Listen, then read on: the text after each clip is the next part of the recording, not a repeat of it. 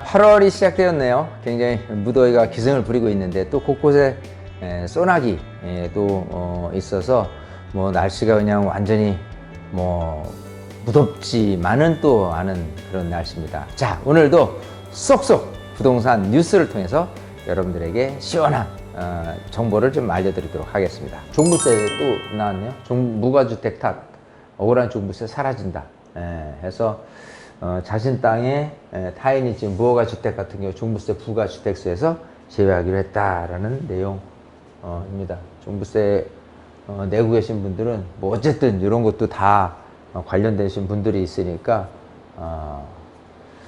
자, 깡통전세 1위 서울 화곡동이 딱 누누이 말씀을 드렸는데 항상 서울 강서구만 비쳤지 이렇게 동을 딱 얘기를 해서 나왔습니다.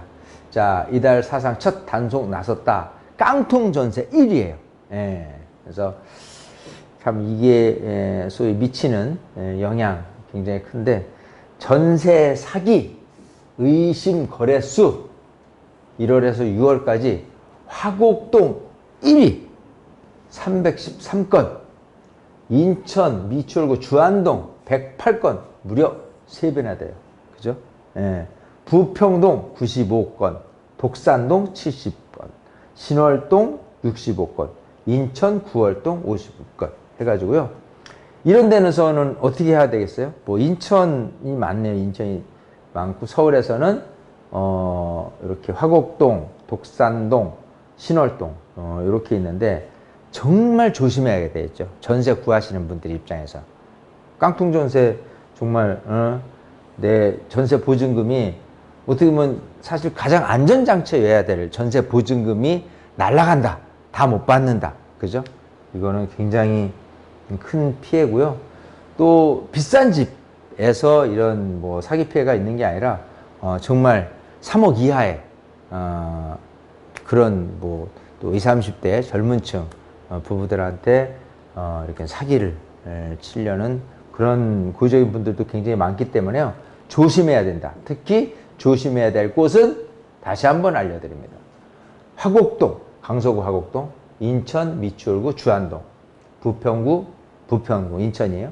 서울 금천구 독산동, 서울 양천구 신월동, 인천 남동구 구월동, 인천 남동구 간석동, 인천 서구 당하동, 경기 안산 상록구 본호동 해서 이렇게 전세 사기 의심 거래 수가 있다. 최고는 당연 화곡동이니까 조심합시다.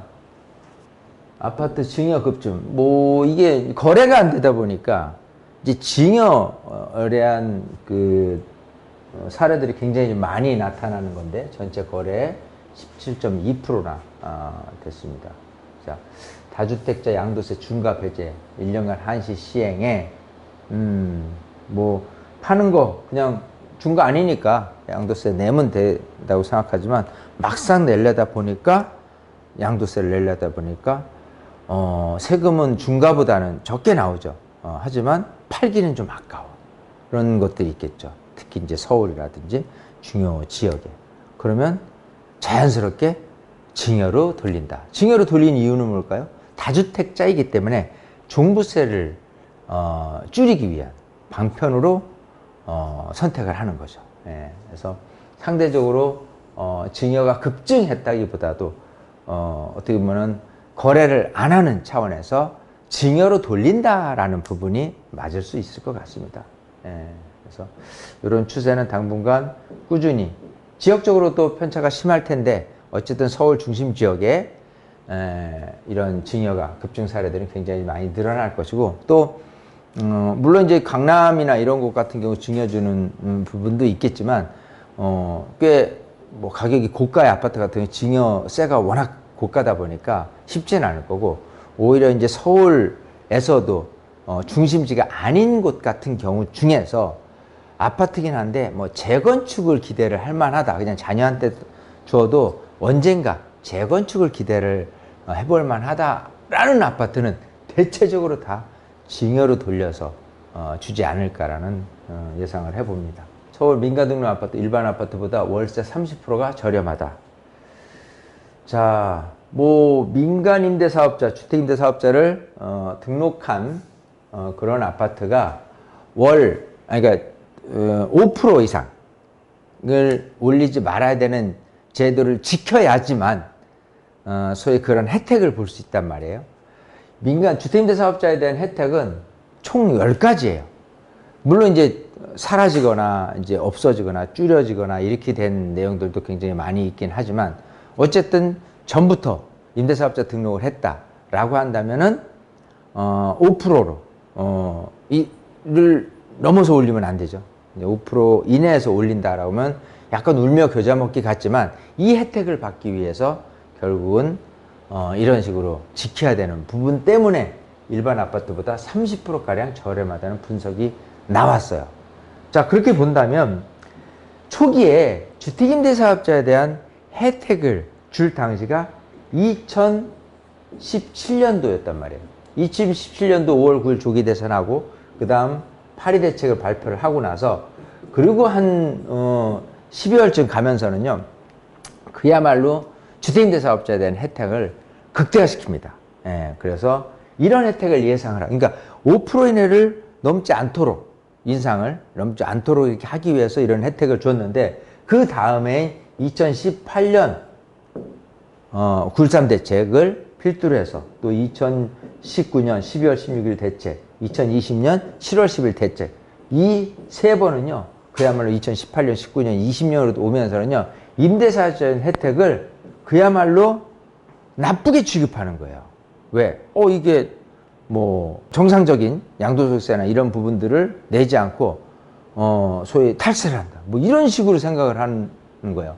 따지고 본다면 근본적인 혜택을 주는 이유가 뭐였었냐라고 한다면 이런 식으로 5% 이내로 지켜서 임차인들이 세입자들이 좀 자꾸 월세가 늘어나는 부분들을 좀 막기 위해 했는데 그게 아닌 타겟이 갖고 있는 소유자한테 당한 거예요. 임차인을 정말 위했느냐를 생각을 해보면 이거 정말 잘못된 정책이에요. 그러니까 초심으로 들어가서 그때를 유지를 했다면 아무리 집 여러 세대 갖고서 주택임대 사업자를 등록하신 사람들이 혜택을 있다고 손치더라도 궁극적으로 임차인을 위한다면 이 제도를 이런 식으로 줄이거나 혜택을 없애거나 이렇게 하지 말았어야 될 거를 그렇게 했다는 이 정말 소위 반대되는 이런 정책이 얼마나 무책임하고 잘못된 정책이냐를 한번 꼬집고 싶습니다. 그래서 이 내용은 임대사업자 등록을 하신 분들이 결국은 이런 식으로 5% 이상을 못 올리는 데 있어서 임차인들이 이런 혜택을 주고 있다는 내용을 지금 담아서 얘기를 하는 건데 오히려 이런 식으로 자연스럽게 5% 이내를 지킬 수 있도록 임대사업자 등록 혜택을 오히려 다시 환원하고 다시 정상화시키고 이렇게 해야 되지 않느냐를 고민할 필요가 있다. 저는 그렇게 생각합니다. 하여튼 이전 정책, 문재인 정부에서요, 부동산 정책은 하나부터 10까지 제대로도 잘한 게 하나도 없다. 저는 이렇게 평가를 하고 싶습니다. 이런 깡통 전세, 전세 사기 피해 가장 많은 곳이 서울에서는 강서구 화곡동이라고 얘기했어요. 예.